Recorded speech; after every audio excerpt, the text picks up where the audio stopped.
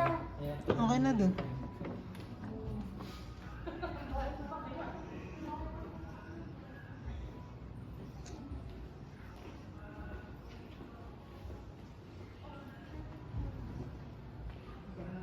Dito pa malaki pa sa bahay. Diyos ko po, ano eh. Sakop ng buong salas mo. Malaki pa sa bahay. Supa. Pang mayaman. Pang mansyon. Parang ano yung mga prinsesa.